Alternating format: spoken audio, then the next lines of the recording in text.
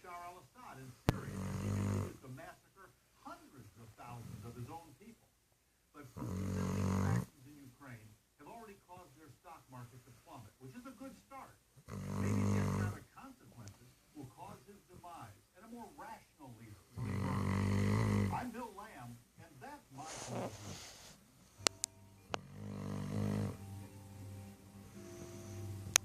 She seized for over a minute.